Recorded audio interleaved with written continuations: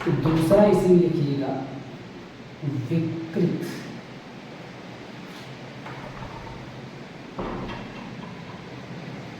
गंधिता, जिसको इंग्लिश में कहा जाता है रेंसिडिटी।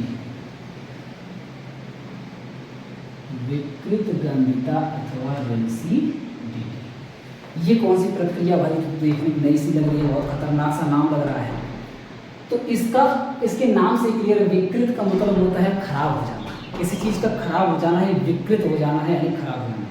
और खराब कोई चीज़ होगी तो क्या होगी, महकेगी बहुत बेकार, उसी को कहा जाता है गंधिता। यानी कि कोई ऐसी वस्तु जो खराब होने के बाद बेकार एकदम महके, उसको कहा जाता है विकृत गंधिता। वो कौन सी चीज़ होती है, खाने वाली जितनी वस्तुएं होती है ऐसा करती हैं। यानी कि तेल अथवा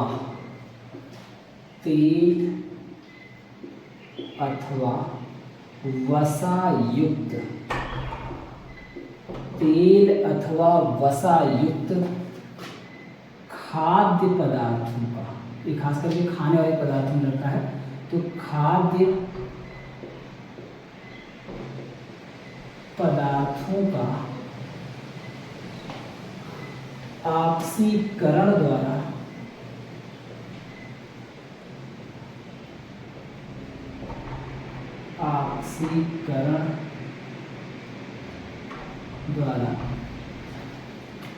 दुर्गंध युक्त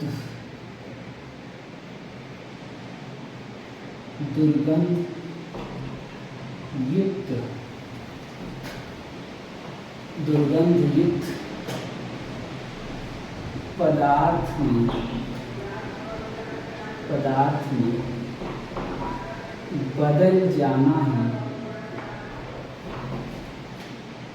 बदल जाना ही विकृत गंधिता कहलाता है। विकृत गंधिता कहलाता है।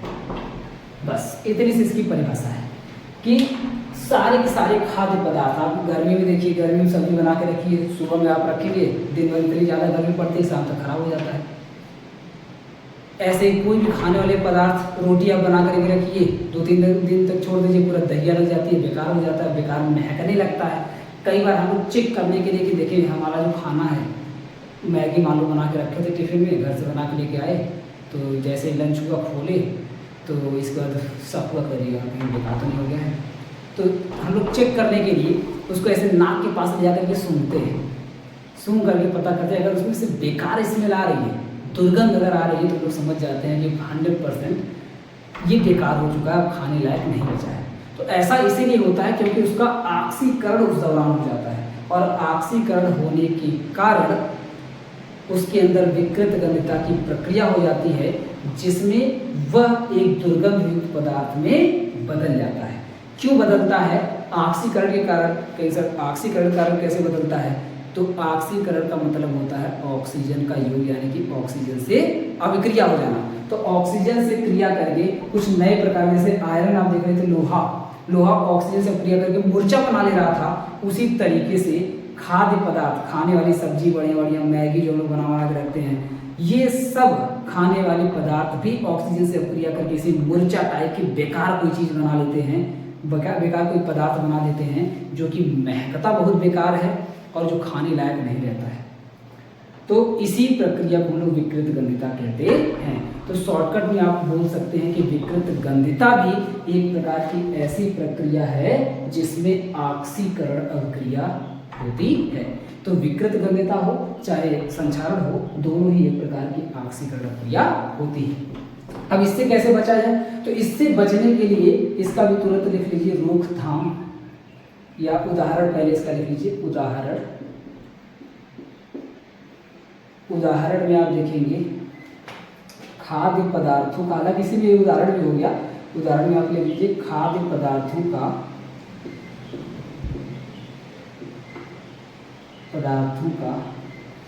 खराब हो जाना। खाद्य पदार्थों का खराब हो जाना का मतलब खाने योग्य नहीं रह जाना ही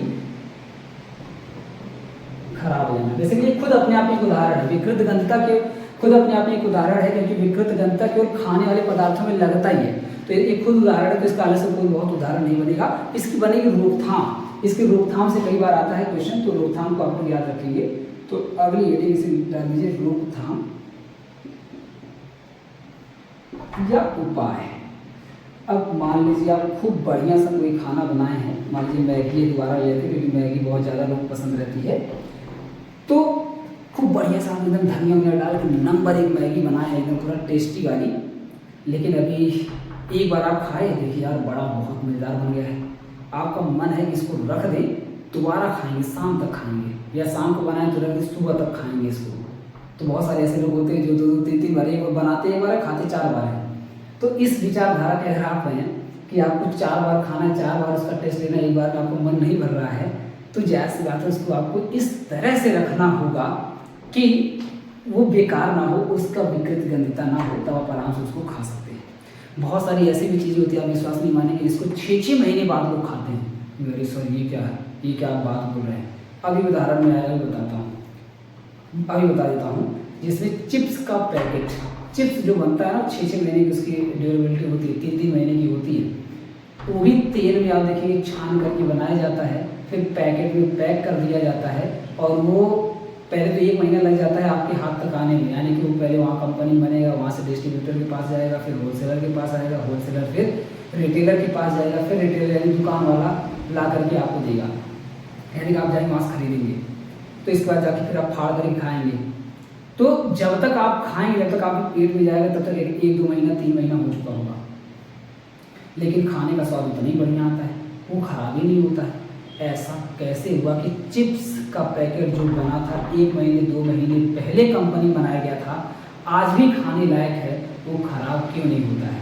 क्योंकि कंपनी वाले पढ़े लिखे हैं, उनको पता है कि विकृत गंधता नाम की भी कोई चीज़ होती है, इसको अगर हम लोग नहीं टैकल करेंगे तो हमारा चिप्स नहीं, पता चला कंपनी से बाहर निकलते निकलते ही बेकार हो गया, उसको कौन लेगा, उसको कौन खाएगा?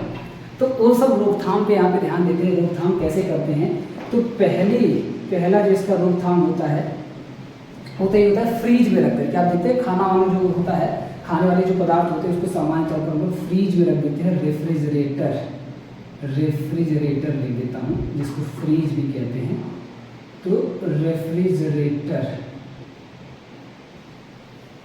का प्रयोग करके, रेफ्रिजरेटर के प्रयोग द्वारा,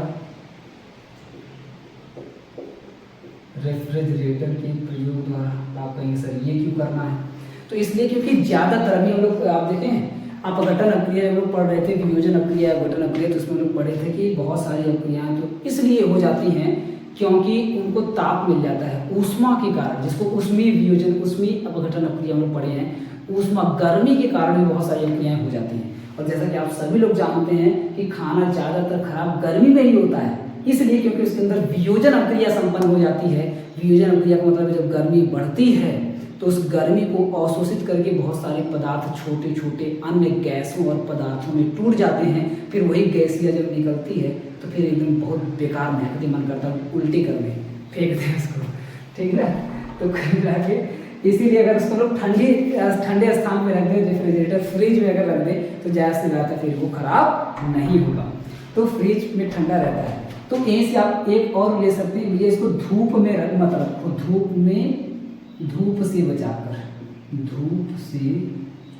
बचाकर, यानी डायरेक्ट अगर आप कोई चीज़ धूप में ऐसे खुला छोड़ देंगे तब भी उसमें विकृत गंधता की प्रक्रिया हो जाती है, बेकार होने लग जाता है। तीसरा आप लिख सकते हैं कि जो पैकेट होते हैं, पैकेट वाले सामानों में, पैकेट वाले जैसे चिप्स, पैकेट वाले खाद्य पदार्थों जैसे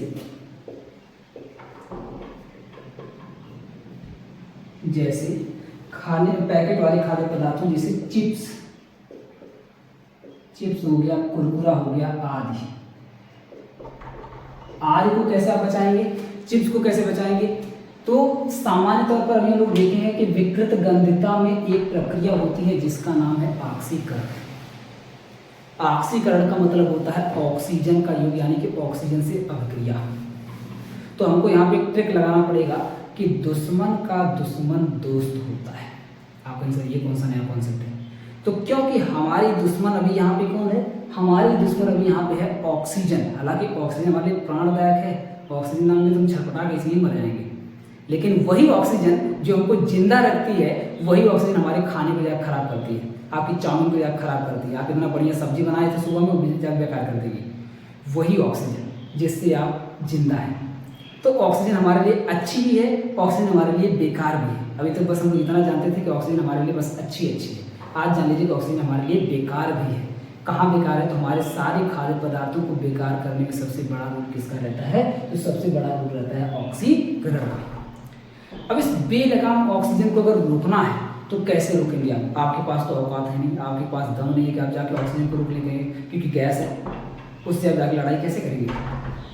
तो आप सुने होंगे कि लोहे को लोहा ही काटता है। लोहे को कौन काटता है? लोहे को लोहा ही काटता है।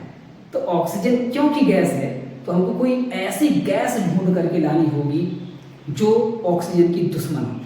यानी कि हमको कोई एक गैस ही लेकर के आना हो, बस ऐसी गैस होनी चाहिए जो ऑक्सीजन की दुश्मन हो।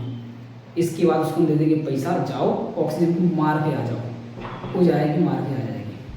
अब आप ढूंढने जाएंगे ऑक्सीजन की दुश्मन कौन है, तो ऑक्सीजन की दुश्मन केवल दो ही गैसें हैं। एक कार्बन डाइऑक्साइड गैस।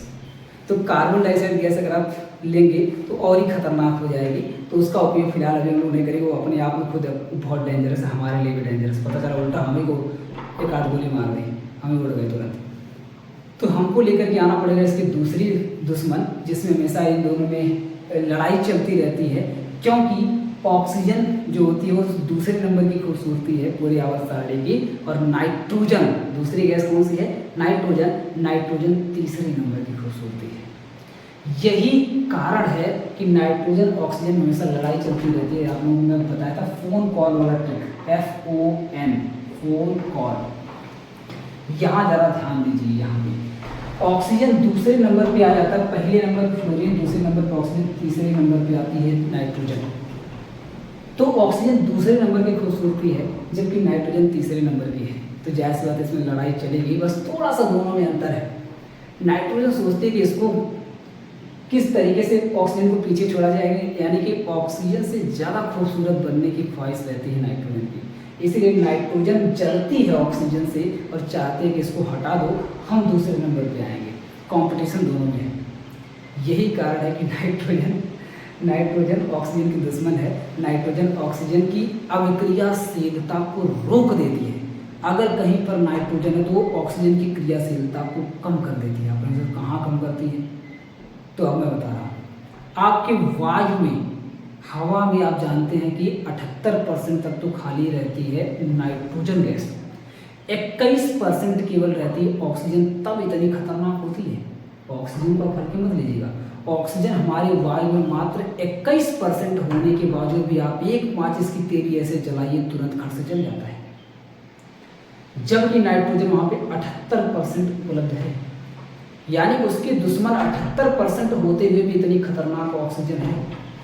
तो एक बार जरा सोच करके देखिए कि अगर दोनों को बदल दिया जाए कि ऑक्सीजन को कर दीजिए आप 78% वायु में, नाइट्रोजन को आप घटा करके 21%, 21% कर दीजिए, क्या होगा?